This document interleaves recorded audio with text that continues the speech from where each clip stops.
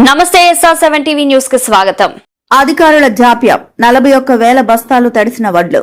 Wanaparthy Chityal market యార్డ్లో అధికారుల నిర్లక్ష్యంతో 41,000 ధాన్యం బస్తాలు వర్షానికి తడిసిపోయాయి.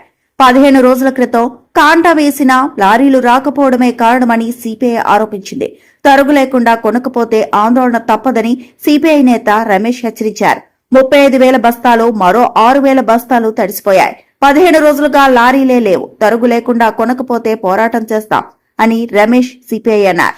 41,000 బస్తాలు తడిశాయి. 15 రోజులుగా లారీలు రాకపోవడం, డిమాండ్ తరుగు లేకుండా కొనుగోలు వార్నింగ్, లేదంటే సిపిఐ ఆందోళన. Reporting by SR7 TV news reporter Wanaparthy జిల్లా ఇన్ఛార్జ్ కేపీ రెడ్డి.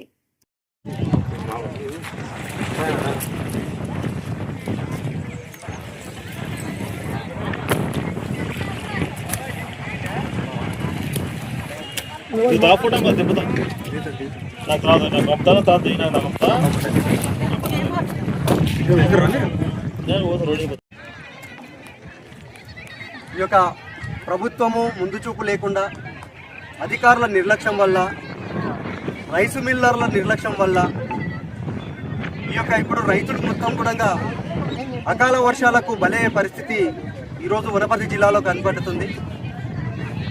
ఈ యొక్క చేళ్లు మొదలు పెట్టక ముందుకు కూడా సెంటర్లు ఏర్పాటు చేయండి, అక్కడ సౌకర్యాలు మంచిగా కల్పించండి, వర్షాలు వచ్చినా కూడా మనకు తార్పాలిల్లా లేకపోతే తగిన జాగ్రత్తలు తీసుకోండి అని చెప్పి అధికారులకు, ప్రభుత్వానికి మేము భారత కమ్యూనిస్ట్ పార్టీ సిపిఐగా మేము ఈ యొక్క సీజన్ కంటే నెల రోజుల ముందల నుంచి కూడా మేము విన్నవించుకుంటున్నాం. అయినా కూడా ఈ ప్రభుత్వము, అధికారులు మొద్దు నిద్రపోతూ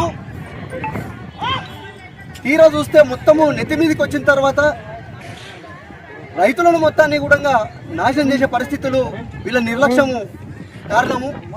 అయితే ఇప్పుడు ఈ నిర్లక్ష్యంలో నెల రోజుల నుంచి ఈ రైతు నెల రోజుల కిందట తీసుకొచ్చిండు. 3 తారీఖు మ్యాచర్ వస్తే 23 తారీఖు 24 తారీఖు ఈరోజు వరకు దానిని తూకం చేయకుండా అట్లే పెట్టిండ్రు. తూకం చేసి ఎప్పుడో పంపిస్తే ఇంతవరకు వాళ్ళ ఇంట్లో ఉండాలి, కానీ అట్లా చేయలేదు. ఈ రైతు 140 బ్యాగులు అయినవి నెల రోజుల కిందట తీసుకొచ్చిండు. వాటిని కూడా తీసుకొచ్చి మ్యాచర్ వచ్చిన తర్వాత కూడా 15 రోజులు అట్లే పెట్టి 15 రోజుల కుప్ప తర్వాత వాళ్ళు తూకం చేసిర్రు.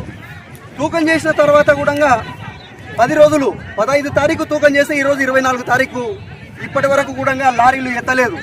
ఎత్తకపోవడం వల్ల ఈ యొక్క వర్షము రావడం వల్ల మొత్తం నీళ్ళలో తేలాడుతున్నవి. వాళ్ళ పరిస్థితి వర్ణనాతీతం. 4 నెలలు కష్టపడి పెట్టుబడులు పెట్టి తిండి తిప్పలు మాని పొలంకాడ పనులు చేసి వాళ్ళు తనలాడితే ఈరోజు వీళ్ళు ఈడికొచ్చిన తర్వాత కూడా నెల 15 రోజులు తిప్పి ఈడ కావాలి కూసబెట్టి వాళ్ళు తూకం చేసిన తర్వాత వడ్లను కూడా ఎత్తకుండా మొత్తం ఈరోజు వర్షాలలో మొత్తం నీళ్ళల్లో తడిసే పరిస్థితి. కాబట్టి ప్రభుత్వ నిర్లక్ష్యము, అధికారుల నిర్లక్ష్యం వల్లనే ఇది జరుగుతుంది. వాళ్ళ నిర్లక్ష్యానికి రైతులను బలి చేయొద్దు. కాబట్టి అక్కడ రైసు మిల్లర్లు కూడా ఎట్లా తడిసిన ధాన్యం ఉంది కాబట్టి అవి నూకలు అవుతావో అవి రావో అని చెప్పి తరుగు తీసి రైతులనే తినేస్తారు ఇవన్నీ కూడా నష్టాన్ని మొత్తాన్ని కూడా.